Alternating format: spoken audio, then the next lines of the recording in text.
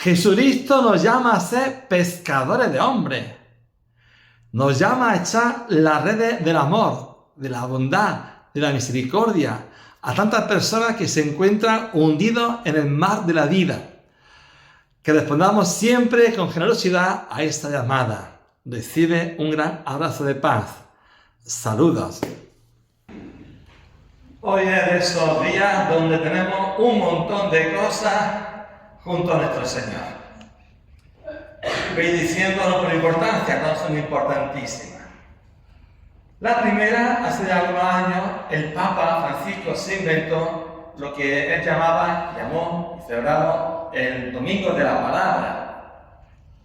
¿Eso qué quiere decir? Pues, como buen observador, se daba cuenta que los cristianos católicos no tenemos ese manejo de la Biblia como tienen, por ejemplo, nuestros hermanos evangélicos. Y de hecho, no es que haya estado perseguida, pero sí es verdad que estamos un poco arrinconadas. Es verdad también que surgieron hace ya unas décadas movimientos bíblicos para intentar recuperar el valor de las palabras de Dios, para que ocupe un lugar esencial en nuestros corazones, en lo más íntimo de nuestro ser, y esa palabra también llevarla a la vida.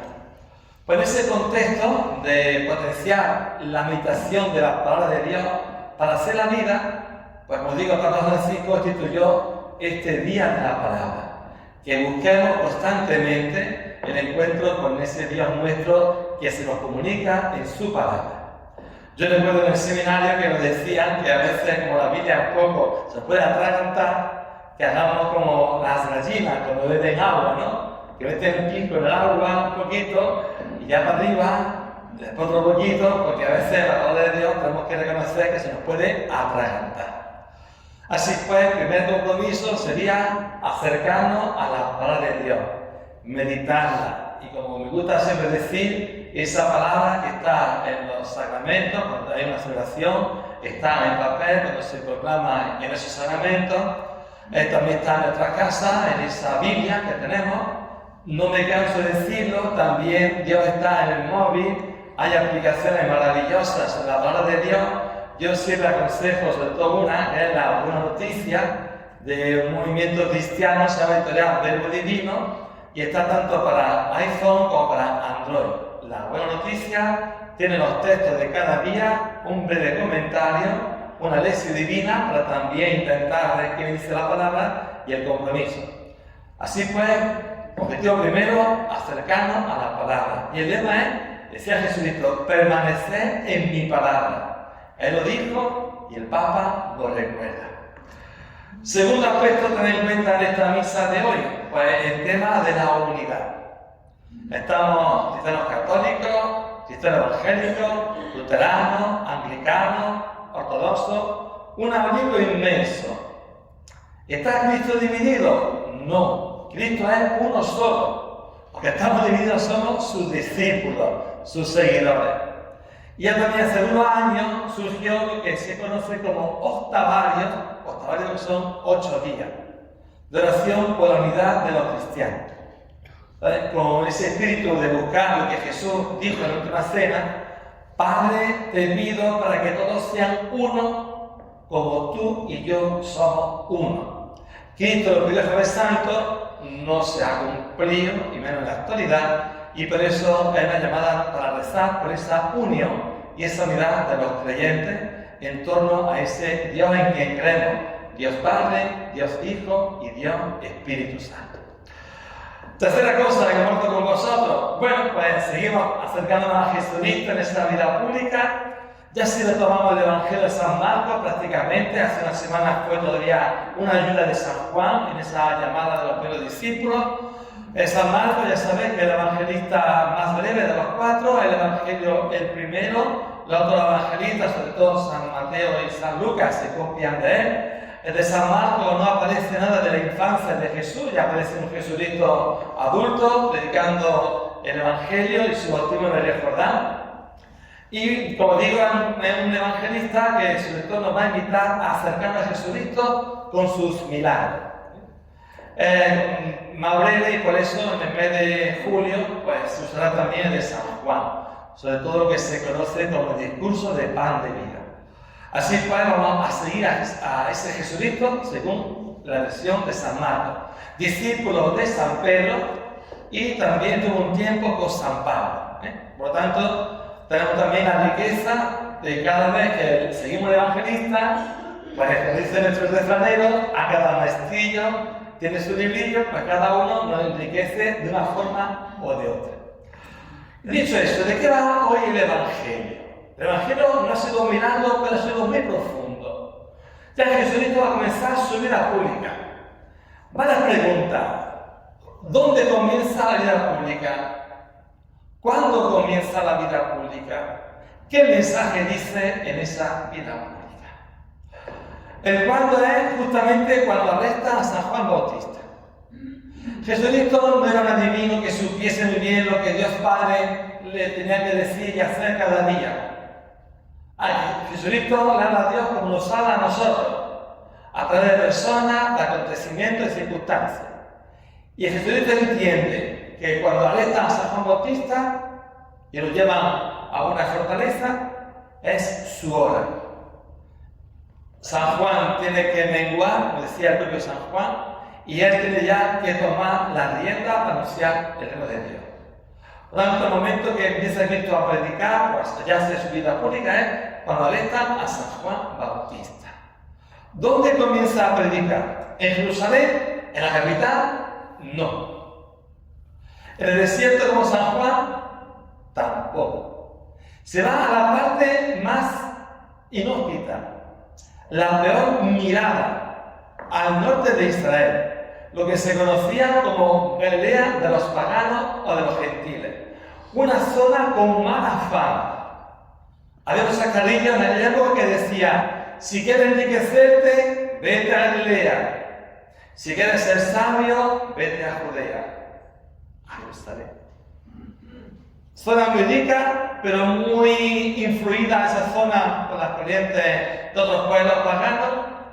Y de hecho, San Bartolomé, nuestro San Bartolomé, el apóstol, cuando le dijeron, hemos visto al Mesías, es de Nazaret. Responde Natanael, que es San Bartolomé, de Nazaret puede salir algo bueno. Para que sepamos el contexto. Y Cristo tiene todo muy estudiado y elige justamente esa zona. Además, también así se cumple una profecía del profeta Isaías. El pueblo que ganaba en tinieblas vio una luz grande y hace referencia a la Galilea de los gentiles y de los paganos. Así pues, la oración de Jesucristo es elegir una zona, una región, no digo inhóspita para su mensaje, pero no en la parte del culto al Señor como será Jerusalén. ¿Qué ocurre? ¿Cuál es su mensaje inicial? El mismo de San Juan. Se ha cumplido el plazo. Ha llegado ya el reino de Dios. Convertíos y creed el Evangelio. La conversión. Convertíos y creed el Evangelio. Hemos escuchado en la lectura primera a Jonás que anuncia al pueblo de Nínive que se conviertan, que si no el Señor se lo carga. Lo va a destruir. Y el pueblo, claro, cuando ve aquello, ayunaron hasta los muros. No digo yo, dice el libro de Jonás. Echaron ceniza y todo hasta los animales. Y ayuno hasta los animales. Al final se convirtieron. Pero era una conversión quizá basada más en el temor. Jesucristo nos está diciendo a través de ese mensaje, hay que cambiar, hay que mejorar. Esto es convertirse, es transformarse. ¿Y por qué? Pues porque viene algo nuevo. Si viene a tu casa alguien importante, ¿qué es lo que hace uno? Pues limpia la casa y coloca las cosas lo mejor que pueda. Pues si llega ya ese reino de Dios, hay que empezar a limpiar. Es lo que dijo San Juan Bautista. ¿Te das cuenta cómo coincide San Juan Bautista con Jesucristo? Convertido. Ha llegado ya el reino de Dios. Ese es el comienzo del mensaje de Jesucristo, el mismo propio de San Juan Bautista. Pero la parte final del Evangelio, que comparto con mucho cariño con vosotros, es de una riqueza enorme. Ya Jesucristo va a dar un tiempo, digamos, dando vueltas él solo, decide comenzar a tener un grupo de personas. No quiere ser un francotirador de ir de por libre. Ya va empezando a plantearse un grupo que la acompañe. Son los discípulos, de hecho serán los apóstoles. En esta ocasión va por el lago de Tiberíades o el lago de Galilea, y en ese contexto se encuentra con dos grupos de hermanos y los llama. Una frase un poco extraña: venid conmigo y os haré pescadores de hombres. Y dice San Marcos que enseguida lo siguieron. Y posiblemente no tengan idea de lo que esa frase quería decir. Luego se que había dos hermanos, y los dos hermanos, los segundos eran más ricos que los primeros. San Juan y Santiago tenían jornaleros su padre, tenían jornaleros, entonces eran más pudientes que San Pedro y San Andrés, que eran los dos hermanos. ¿Qué ocurre? Enseguida se ponen a seguir a Jesucristo. Dejan las redes. Siempre se ha entendido que dejar las redes es para dejar los apegos para seguir a Cristo. Y es verdad. Dejar los apegos, porque te puede atar. Cristo nos quiere libre, sin apegos, sin atadura.